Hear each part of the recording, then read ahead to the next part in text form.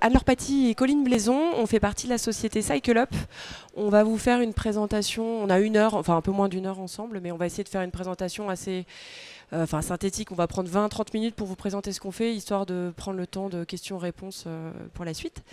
L'idée étant de vous présenter les activités de la société, notre méthodologie, la manière dont on entend le réemploi, c'est quoi le réemploi pour nous, et ensuite des retours d'expérience sur des projets pour que vous voyez concrètement comment nous on intègre le réemploi des matériaux dans le bâtiment. Voilà. Alors, je déroule. Histoire de recontextualiser un petit peu de quoi on parle aujourd'hui quand on parle de réemploi et on va dire plus globalement de déchets, puisque nous le principe du réemploi c'est d'arriver à garder le matériau en statut de matériau et de le sortir du statut de déchet. Mais disons que c'est une pratique qui est assez innovante et les matériaux que nous on réemploie avant étaient historiquement des déchets, on va dire. Et donc du coup, le secteur, si on prend le secteur, les enjeux autour du déchet, il faut savoir que le secteur du bâtiment, donc bâtiment de travaux du public, on parle bien des BTP, c'est le plus gros pourvoyeur de déchets en France. On parle de 250 millions de tonnes, donc quand on dit bâtiment TP, c'est bâtiment, mais c'est aussi les routes, les ponts, enfin c'est tout confondu. Et donc c'est 70% de la production de déchets, donc plus des 2 tiers des déchets en France. Donc on parle quand même d'un gisement qui est assez conséquent, donc l'effet levier aussi de travailler sur ces matériaux, il est forcément important. Donc on a vraiment une mainmise sur un gisement qui est aujourd'hui conséquent. De plus, il faut savoir que les enjeux en termes réglementaires législatifs sont de plus en plus contraignants, puisqu'on va avoir une TGAP, enfin une taxe sur les activités pollueurs qui augmente, donc ça va devenir de plus en plus intéressant aussi de sortir les déchets des bennes pour pouvoir justement faire du réemploi. En termes aussi de territorialité, alors pour les Pays de la Loire, je ne sais pas exactement, mais je travaille aussi sur la Bretagne, on a aussi un objectif de 0 déchet Bretagne 2040 par exemple, donc du coup l'idée étant justement de sortir un maximum de déchets de la benne. Donc voilà, plus d'autres réglementations dont on va parler après. Tout ça étant, il fait que le secteur devient de plus en plus contraignant et donc oblige les acteurs à se positionner sur ces sujets. 70%, j'en ai parlé. Évidemment, on parle aussi d'une forte importance d'extraction et d'importance sur les matériaux qui vont devenir de plus en plus compliqués, de plus en plus chers. Donc du coup, on a aussi ces enjeux-là. Et enfin, quand on parle de carbone, quand on parle des matériaux pour la construction, c'est 56% de l'impact d'un bâtiment. Donc forcément, travailler aussi sur ces matériaux, c'est un impact en termes carbone, mais on pourra y revenir après. Alors nous, notre objectif pour la société Cycle Up, c'est vraiment, on a une solution globale, on va vous montrer les activités qu'on fait derrière, mais notre objectif, c'est de trouver une deuxième vie aux matériaux et produits de construction. Donc c'est une structure qui a plus de 4 ans et demi d'existence aujourd'hui, donc on a un retour d'expérience qui commence à être conséquent, on va vous montrer les chiffres après. Donc nous on est vraiment là aujourd'hui pour l'idée de massifier, c'est-à-dire on ne veut pas faire de l'épicerie, aujourd'hui on a vraiment envie de créer des filières, d'aller chercher du gisement et de faire du volume. Donc notre objectif maintenant via cette solution, c'est d'être présent sur différents secteurs et différents niveaux de la chaîne, vous allez voir après, et justement pour pouvoir être dans l'économie de demain, c'est-à-dire que d'ici 5 ans on se dit bah voilà, on est en capacité, on a créé des filières et on ne va pas mettre 5 sanitaires en réemploi, on parle de filières de 5 000, 10 000 sanitaires sur toute la France. Je sais plus, je continue, je sais plus où. Alors les quelques chiffres qu'on peut vous donner, donc je vous parlais de 4 ans et demi d'existence. On est aujourd'hui 45 salariés.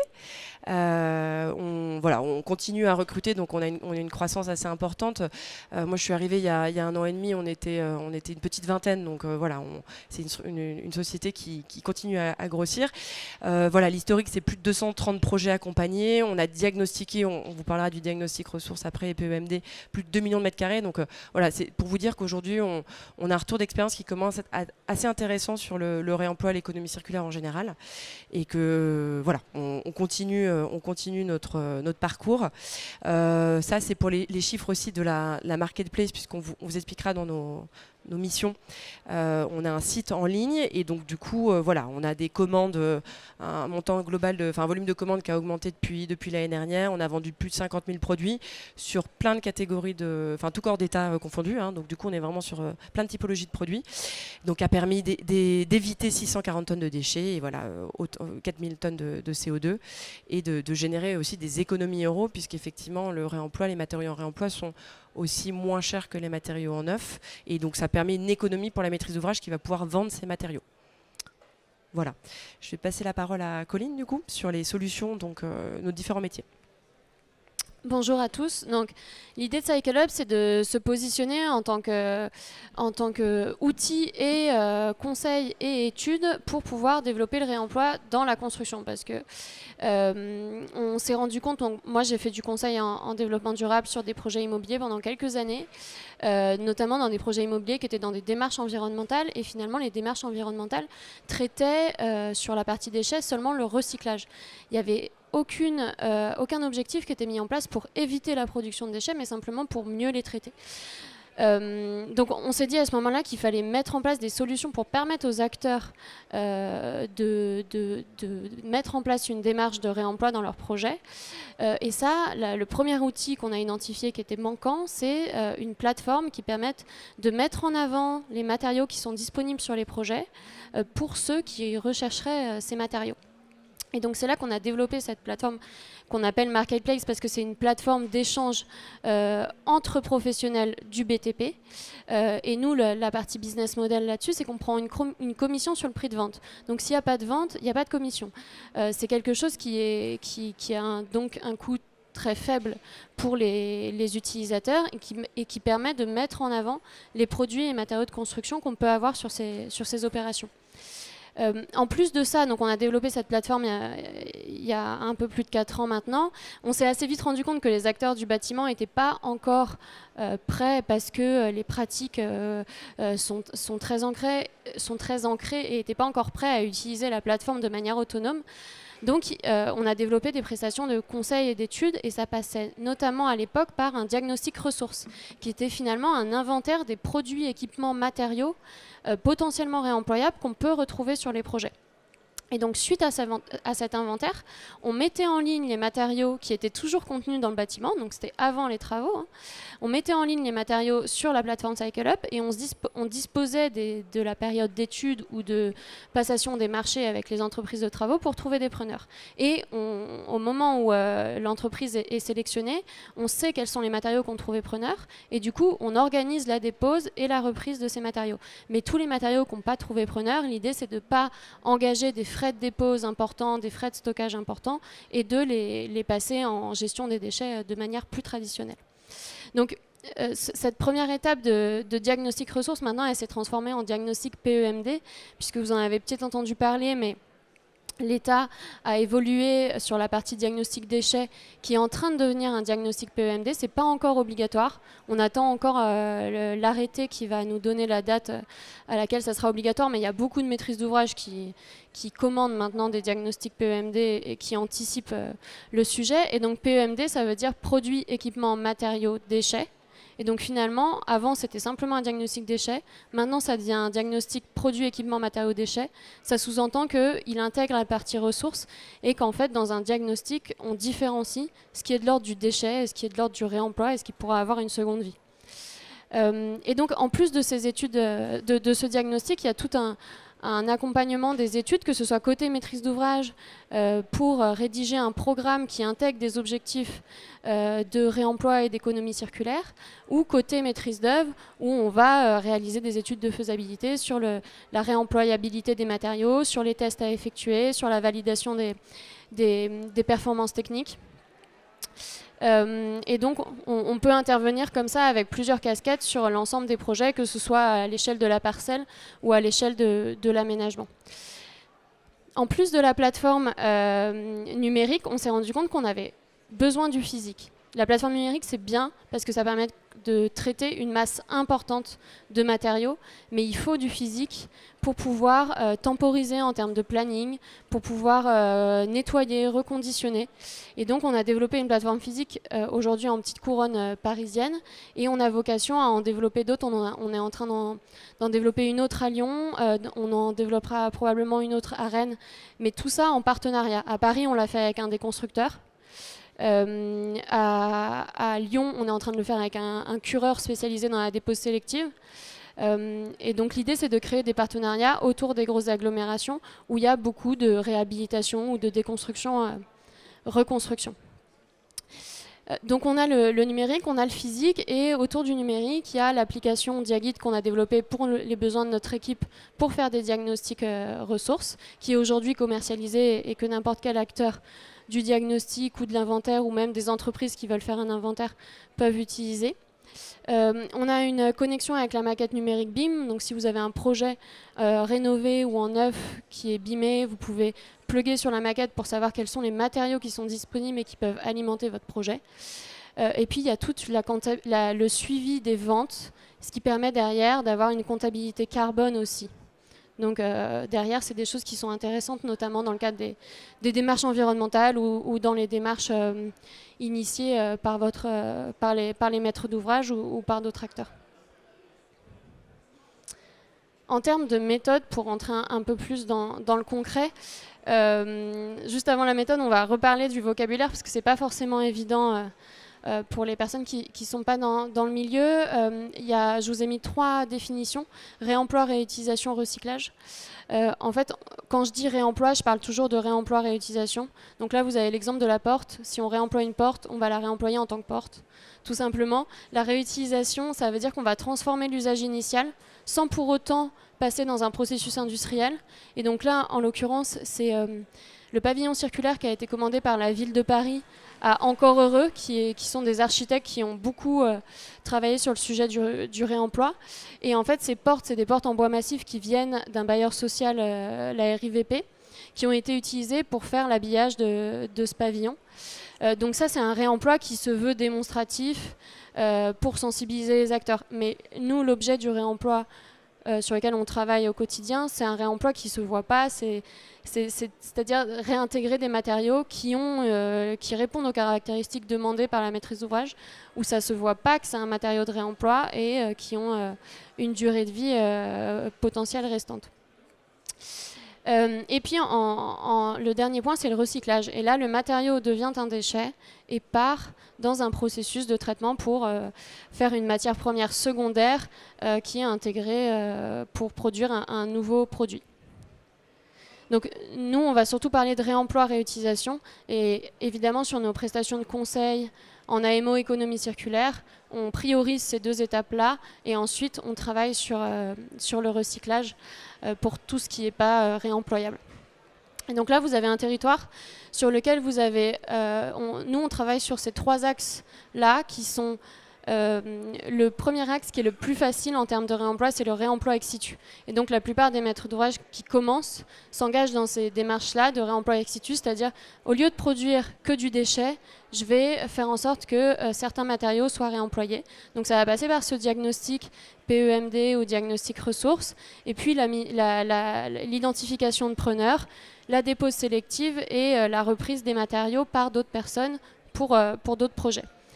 Le deuxième niveau, une fois que le maître d'ouvrage a un peu expérimenté le réemploi ex situ, c'est le réemploi in situ. Et là, ça signifie que l'équipe de maîtrise d'œuvre va réfléchir à des solutions de réemploi ou de réutilisation sur le site. Donc il y a énormément d'exemples.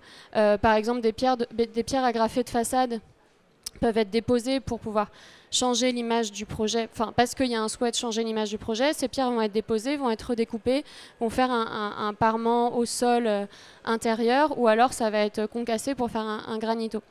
Donc ça, c'est des solutions que nous, suite à notre diagnostic, on va proposer des solutions qui existent, et ensuite, souvent, c'est la maîtrise d'œuvre qui s'empare du sujet, et nous, on est en support technique, si besoin, pour vérifier la faisabilité des différentes solutions. Donc on parle de la pierre, mais ça peut aussi bien être sur des matériaux très simples, type vasque, sanitaire, ou de l'habillage mural intérieur. Après, dans le tertiaire, il y a des choses qui se font beaucoup dans le réemploi, notamment les dalles de faux plancher, dont vous avez peut-être entendu parler, qui est la première filière de réemploi qui est sortie en France, grâce à Mobius et aussi grâce à un maître d'ouvrage qui a fait une énorme commande de 20 000 m² de dalles de faux plancher il y a 3 ans maintenant, et qui a permis à la filière de se monter en fait.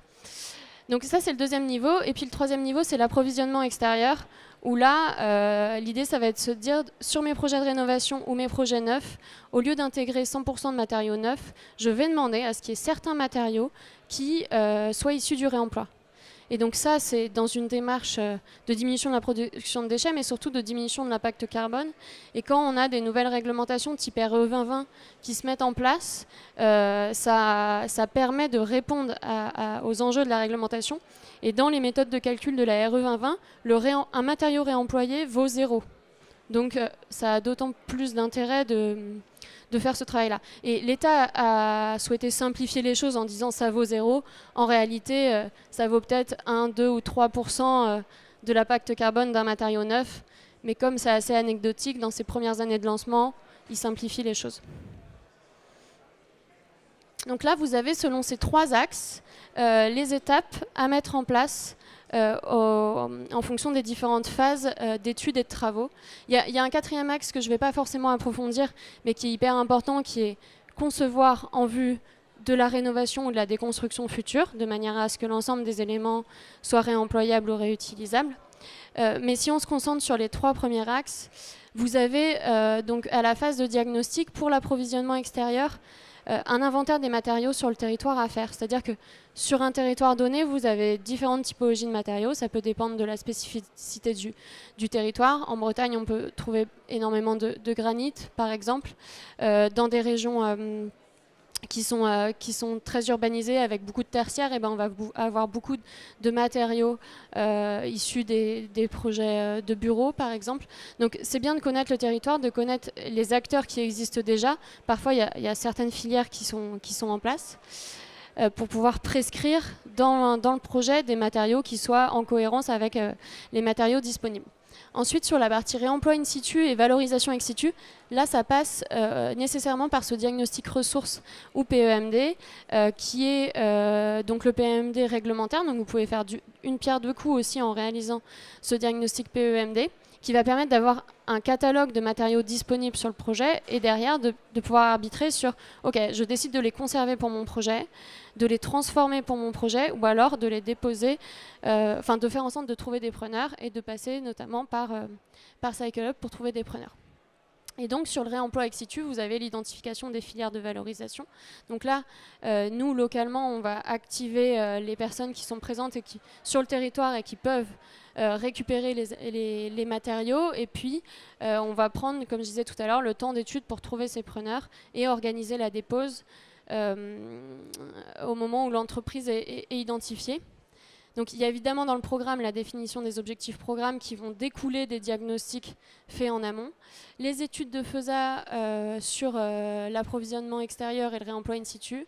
La validation technique et assurantielle des solutions. Donc on travaille nous avec l'ensemble des bureaux de contrôle de la place qui ont tous des spécialistes sur le sujet et qui veulent faire avancer les choses. Donc on trouvera toujours des points de déblocage sur le sujet parce que pour l'instant il n'y a pas de pratique validée sur le matériau de réemploi par les assureurs et les contrôleurs techniques. Donc c'est vraiment du cas par cas. Et puis on consulte les entreprises à la fois pour faire le curage, donc ça sous-entend la dépose sélective et le conditionnement, ou alors la dépose sélective et la préparation à la remise en œuvre, ou alors simplement la remise en œuvre des matériaux. En phase travaux, évidemment, il y a un suivi de chantier pour s'assurer que les matériaux sont bien déposés, bien reconditionnés, bien reposés. Il y a évidemment le suivi des enlèvements pour le réemploi ex situ et à la fin on termine par un bilan économique, social, environnemental et aussi méthodologique et technique entre les différents acteurs pour savoir si on a bien atteint nos objectifs et pourquoi est-ce qu'on ne les a pas atteints. Voilà pour le déroulé de la méthode.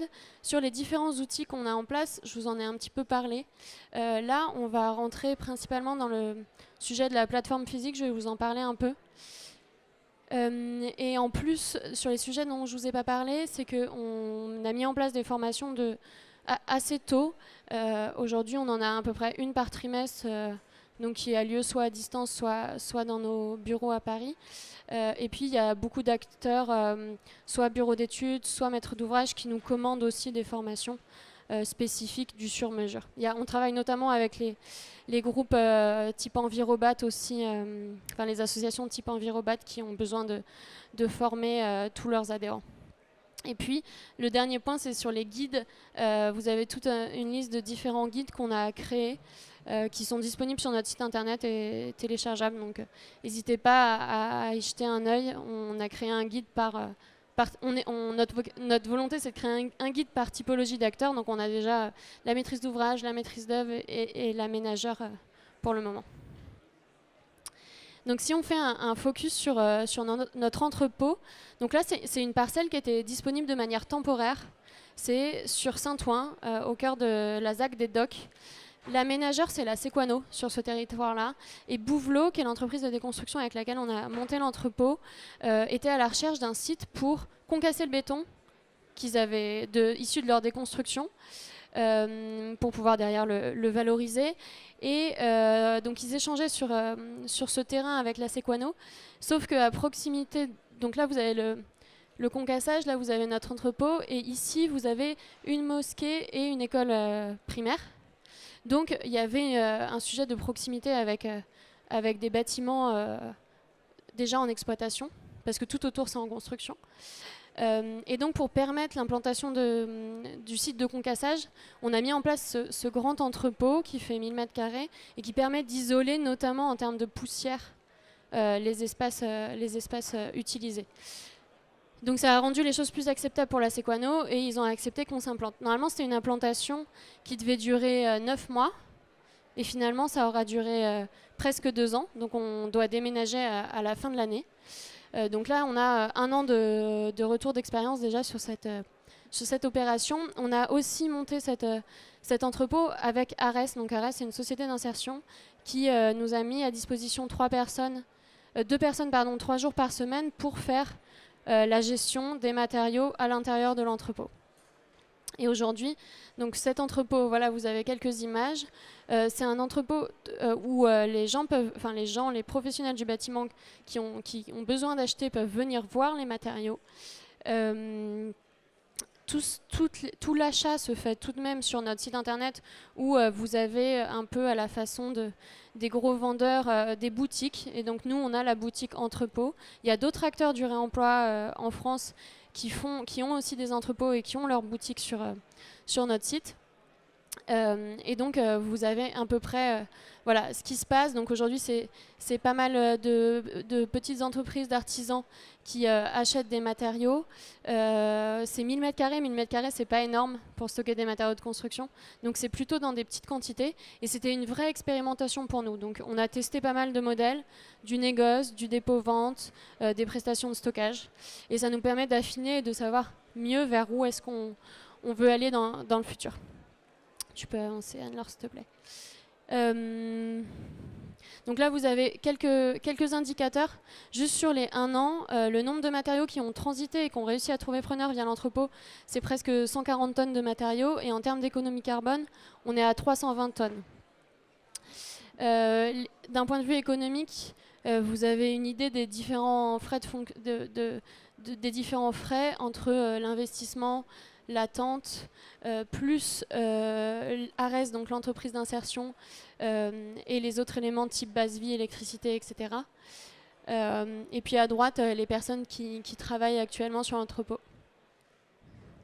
Et donc, on a vocation à continuer le développement d'entrepôts parce qu'on est persuadé que le numérique permet vraiment d'accélérer les choses, mais on a quand même besoin de ce relais physique.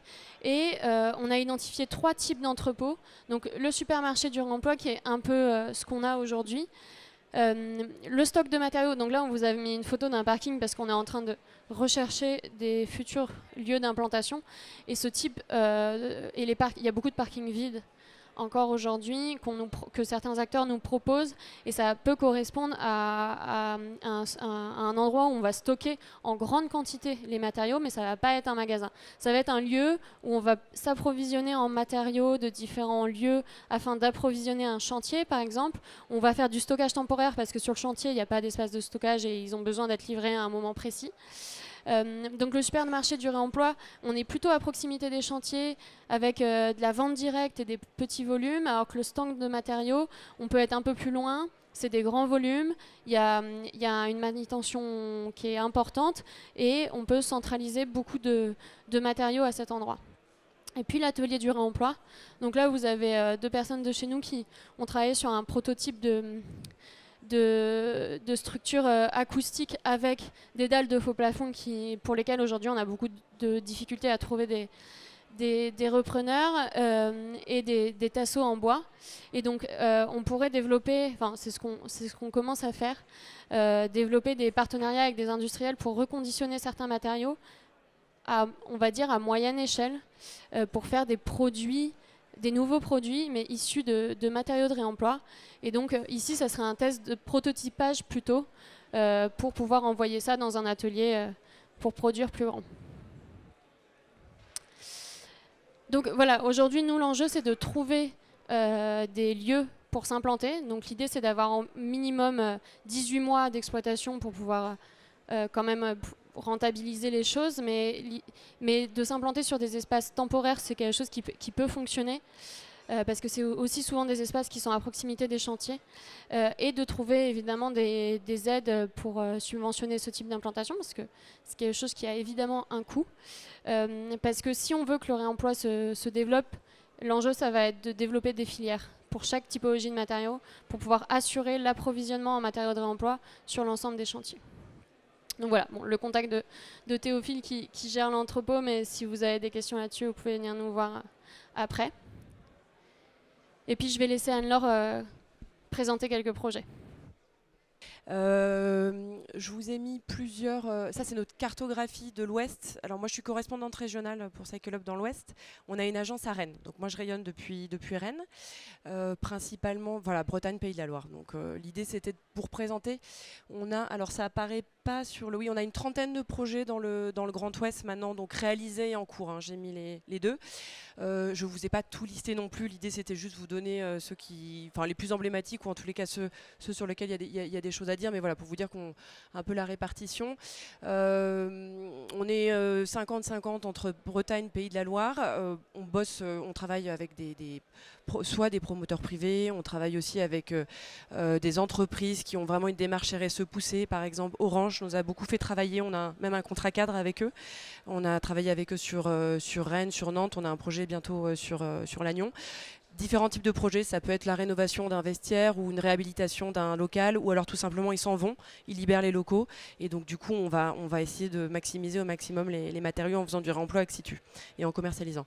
On va travailler aussi avec des institutionnels, par exemple le département nous a confié un diagnostic PEMD, c'est un collège qui va être démoli puis reconstruit à Rennes, le collège de Clenay, et donc on va faire le diagnostic PEMD déjà dans une première étape, et en fonction du diagnostic, si des matériaux sont d'intérêt, que le département a envie de pousser la démarche, et ben on leur proposera derrière une mission.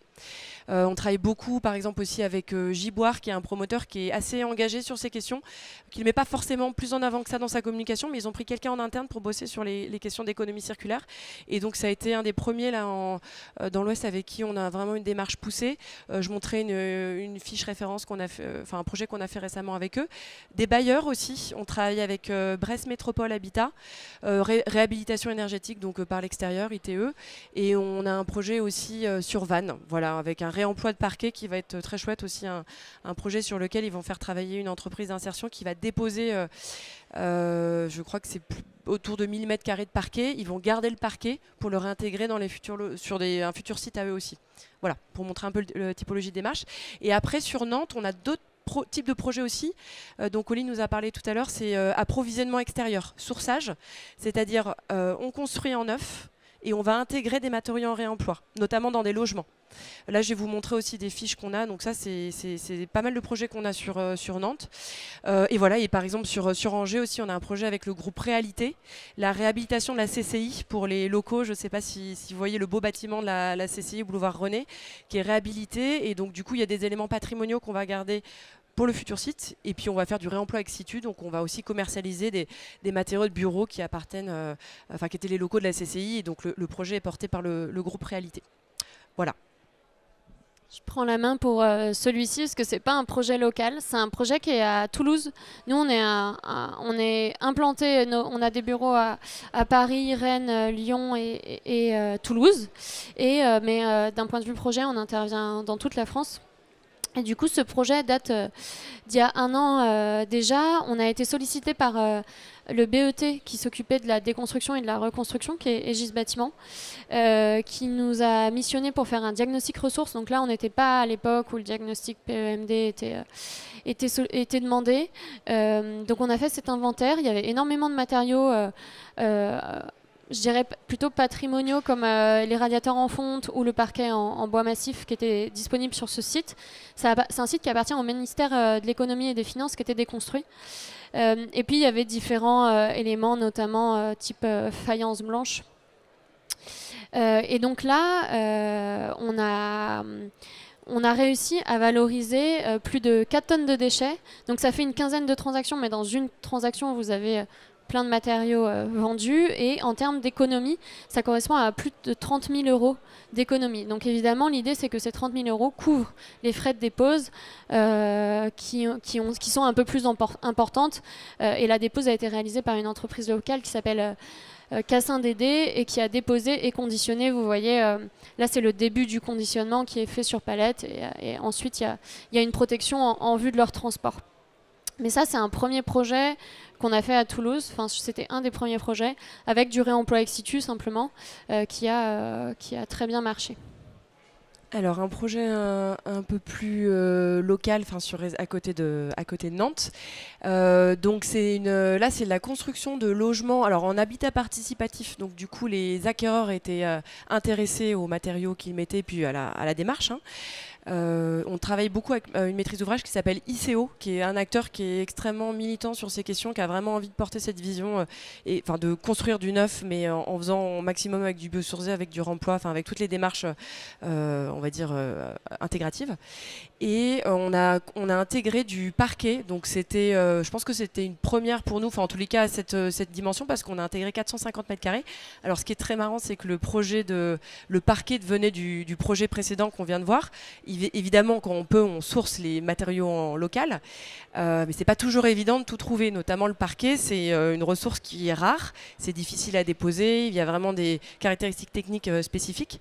Et du coup, on a eu plusieurs touches, on va dire, de parquet en local, mais finalement, en termes de temporalité, qu'ils l'ont pas fait. Et donc, du coup, on avait ce beau parquet qui était présent à Toulouse, qu'on a fait venir. Alors, je le dis quand même parce qu'on peut se dire, faire voyager des matériaux, c'est pas top. Il faut savoir que quand même sur une ACV, un bilan total, le transport compte, c'est pas une excuse, mais le transport compte peu par rapport à l'extraction, la phase extractive en fait. Donc il vaut toujours mieux faire voyager un peu des matériaux en réemploi que d'intégrer du neuf. Donc ça a été quand même notre choix, même si à terme on tendra vers vraiment du 100% local. Aujourd'hui on est quand même sur une économie qui est assez nouvelle, donc on n'a pas encore la capacité de tout trouver. Il y a des matériaux qu'on source en local parce qu'on en trouve très facilement, d'autres qui sont plus compliqués. Et c'est un discours qu'on n'est pas les seuls à porter. Hein. Beaucoup d'acteurs du réemploi ont le même discours, à savoir il faut vraiment orienter vers ces économies qui sont nouvelles pour que justement on puisse développer suffisamment d'acteurs en locaux, qu'il y ait de l'économie, et il faut vraiment créer des filières pour que les acteurs puissent travailler en fait. Hein. Donc voilà, donc le parc a été mis en œuvre par une entreprise, donc Calandro, qui a poser le parquet dans les logements. Donc il y a eu 16 logements qui ont été faits avec les parquets. Donc vous avez les missions d'accompagnement, qui est une mission classique du coup d'approvisionnement extérieur. On en a d'autres en cours, toujours sur Nantes, toujours avec ICO. C'est ICO et Bâti Nantes cette fois. C'est 27 logements qui sont construits sur la ZAC Mélinette. Pour ceux qui la connaissent, c'est une ancienne caserne militaire qui est en réhabilitation en ce moment. Et eux, donc, ils ont un lot de construction de 27 logements. Pareil, donc ça, c'est un projet qui est en cours. Hein. C'est pour ça que vous n'avez pas les indicateurs réemploi pour le moment. Ce sera pour une livraison de 2023. Mais donc, par exemple, moi, mon travail en ce moment, c'est de sourcer du parquet pour ce projet. Jusqu'à la fin de l'année. Et on a une capacité d'achat direct, donc du coup, d'acheter les matériaux pour ce projet. Et donc, on va intégrer du parquet, on intégrera des pavés, du plâtrage bois, et donc tous les sanitaires, lavabos, WC qui seront mis dans les logements seront en réemploi. Voilà. Donc ça, c'est de ce type de projet qu'on fait qui se développe le plus aujourd'hui. Comme disait Colline, on a beaucoup commencé avec du réemploi ex situ, et c'est vrai qu'on voit vraiment émerger cette tendance, voilà, de projets d'approvisionner des matériaux en réemploi dans des constructions en neuf. Un autre petit projet que moi j'aime bien parce que c'est un projet vraiment pour le coup local. Alors on n'est que sur 55 mètres carrés de parquet, mais c'est donc c'était avec Giboire. Giboire démolissait 2 pavillons pour construire derrière des logements. Et c'était des pavillons années 30 avec un très beau parquet d'époque qui était extrêmement bien conservé, qui avait été bien conservé par les habitants. Et en fait, on a trouvé du coup en local une entreprise qui faisait un projet d'autoconstruction et donc qui est venue déposer le parquet pour pouvoir le réintégrer sur un projet à même pas 100 km de là. Voilà. Donc c'est limité, mais ça a évité on a évité de mettre ce parquet à la benne. Et encore une fois, bon, voilà, en ce moment, on sait tous les problématiques qu'il y a sur le bois. Et puis le parquet, c'est une denrée extrêmement rare. Donc c'est un chouette projet. Et là, je passe la parole à Colline parce que c'est un projet parisien.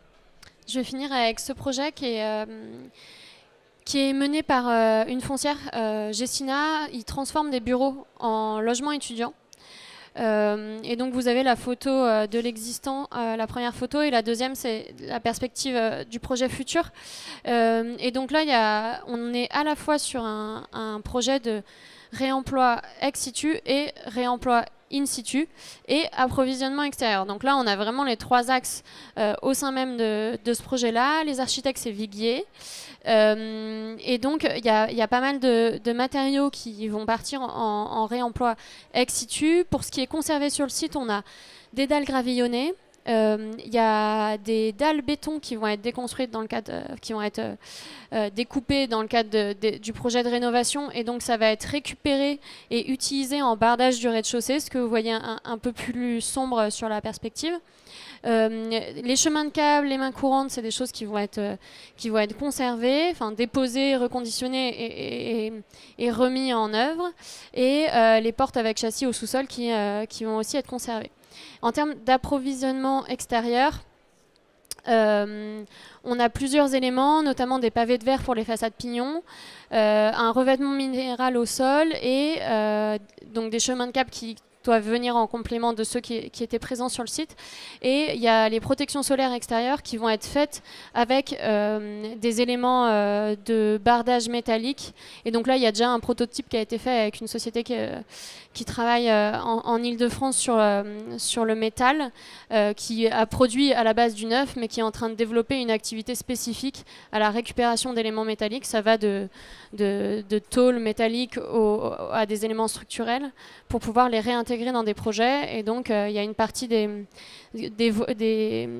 brises-soleil extérieures qui sont des brises-soleil coulissants qui vont être issus du réemploi et intégrés dans ce projet-là. Donc, on a quelques indicateurs, donc c'est des indicateurs prévisionnels puisque le projet n'est pas encore livré. Là, l'entreprise est en train d'être sélectionnée aujourd'hui.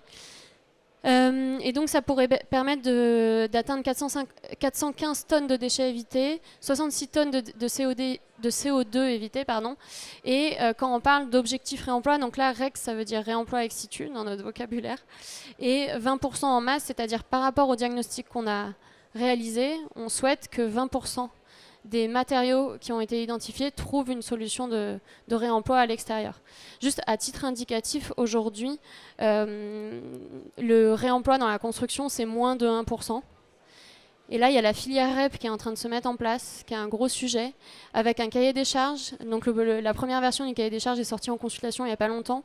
Elle n'est pas encore validée officiellement, mais les objectifs de réemploi d'ici à 2024 sont de l'ordre de 2%. Donc c'est quand même assez ambitieux par rapport à ce qui se fait aujourd'hui. Et normalement, la filière REP permettra de développer les pratiques du réemploi et de soutenir les acteurs qui sont déjà nombreux et qui existent sur le territoire. Et ben, c'est la dernière présentation. Merci de votre attention. On est disponible pour des questions.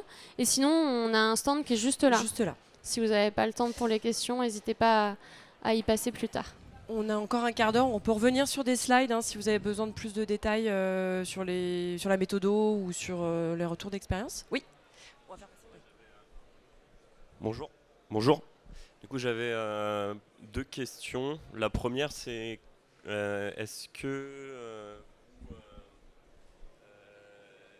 comment vous effectuez en fait la traçabilité des matériaux de réemploi pour le client final si jamais vous le faites? Ouais, pour l'acheteur du matériau de réemploi. Nous, quand on intervient sur les projets, on fait cet inventaire. On met en ligne sur CycleUp.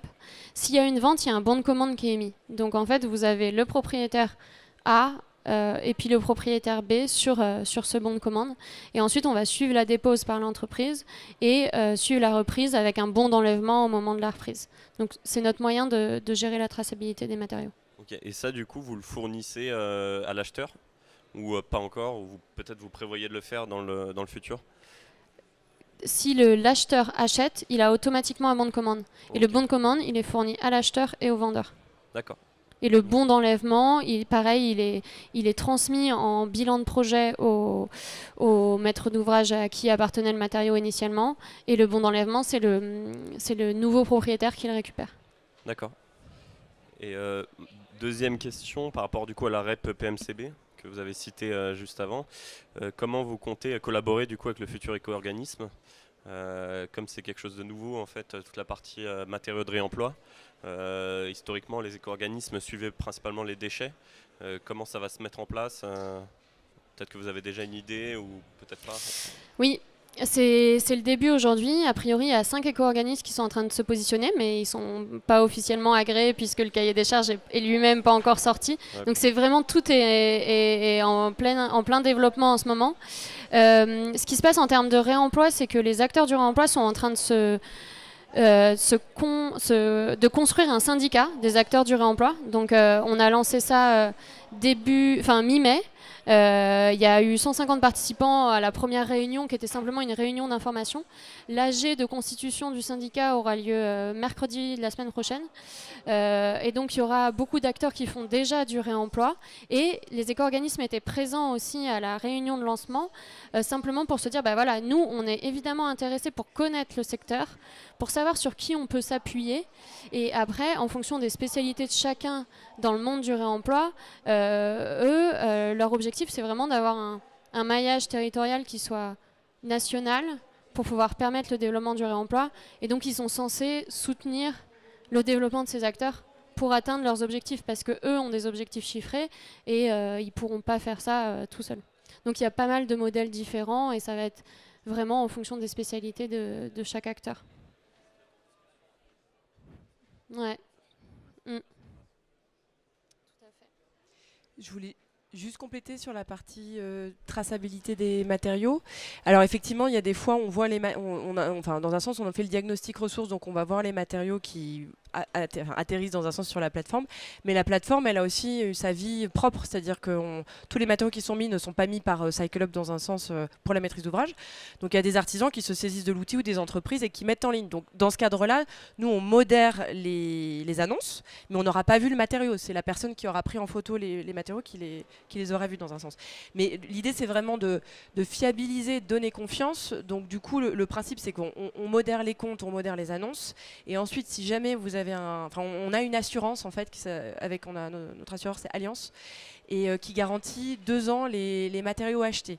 C'est le même principe qu'une garantie d'achat neuf. Le principe, c'est si jamais vous achetez une porte sur CycleUp, du coup, on n'aura pas vu potentiellement, et ben, c'est bien une porte que vous recevez, et c'est pas du petit bois ou un lavabo, quoi. Voilà.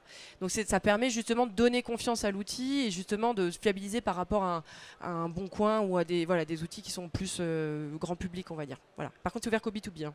Ouais. Ouais.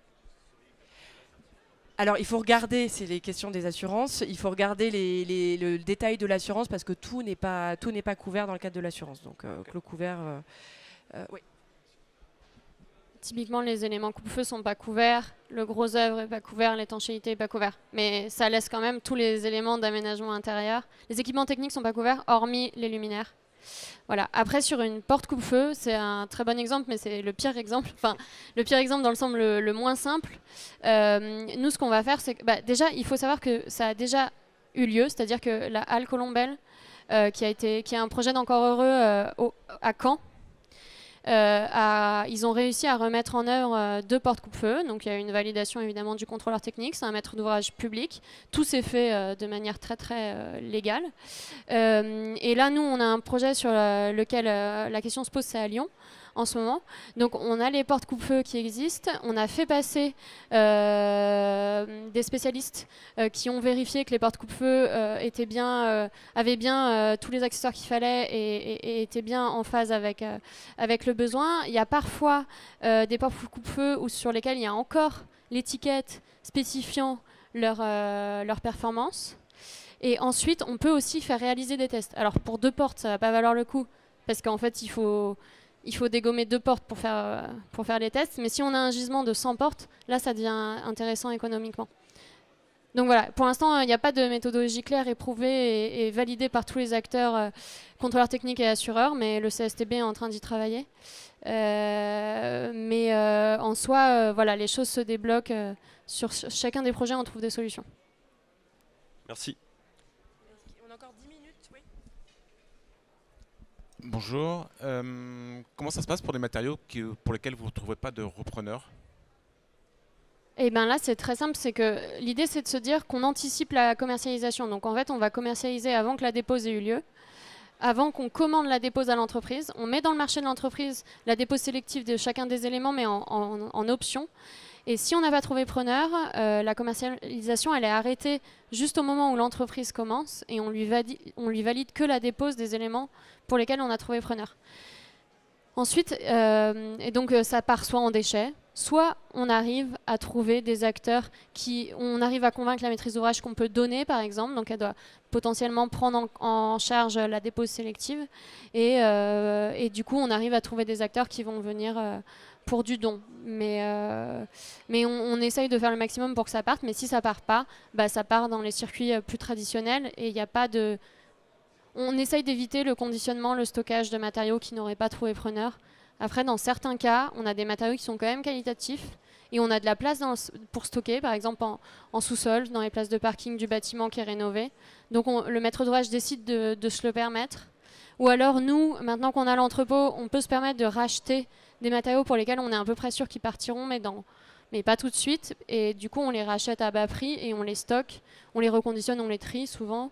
Et puis on prend le temps de les vendre, quoi. Merci. Et sinon, autre question, on parle beaucoup de logement, de bureaux, mais pas vraiment d'industrie.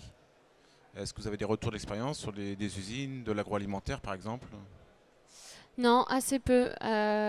Aujourd'hui, c'est vrai que nous, on vient tous, enfin les fondateurs de Cycle Up, on vient tous du monde du bâtiment.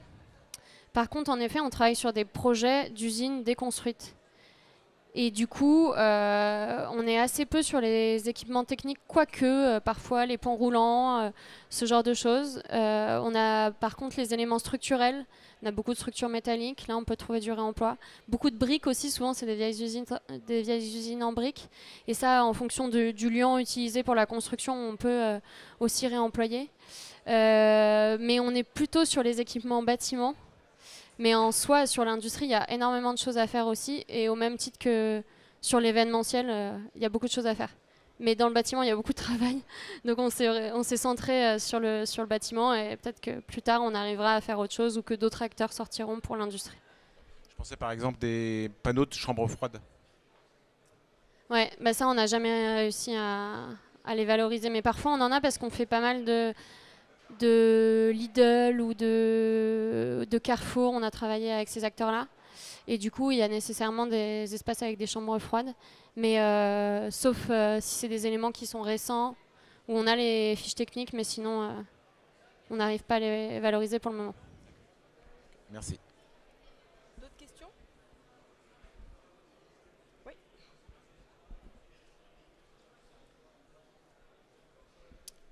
Oui, bonjour. D'abord, un grand bravo pour ce que vous faites. Je trouve ça vraiment très très bien.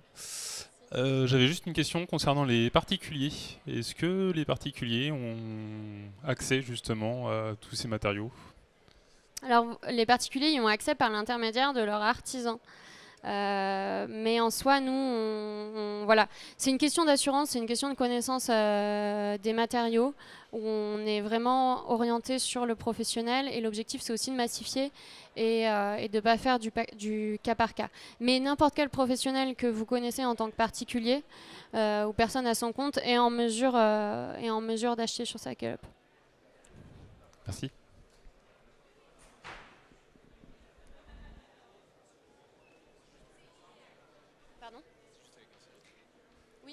Oui, nous, on vérifie avec un SIRET. Après, il y a des acteurs qui n'ont pas de SIRET, des associations, des organismes publics, mais en général, il y a toujours une vérification de nos équipes sur les acteurs qui s'inscrivent. On a encore quelques minutes, si vous souhaitez. Sinon, on laisse la place au suivant. On vous remercie et voilà, notre stand est juste là. Bah, allez-y. Une petite question, combien ça coûte en fait votre intervention? Alors, sur les prestations de conseil et d'études ou de diagnostic, c'est des missions classiques. Donc là, ça va dépendre de la taille, ça va dépendre de l'ambition. Est-ce qu'on travaille sur les trois axes de réemploi dont je vous ai parlé? Est-ce qu'on se limite à quelques sujets? Un diagnostic PEMD, c'est un diagnostic déchets amélioré, mais c'est pas beaucoup plus cher. Donc voilà, c'est vraiment des prestations classiques d'accompagnement. Et par contre, sur la plateforme, nous, notre moyen de nous rémunérer, c'est sur une commission juste sur le prix de vente. Donc la commission, elle est entre 10 et 20% du prix de vente en fonction des actions qu'on met en place. Si par exemple, c'est nous qui facturons les acheteurs et qui vous rétrocédons l'argent en tant que vendeur, on prend 20%. Si on est juste une plateforme, on prend que 10%.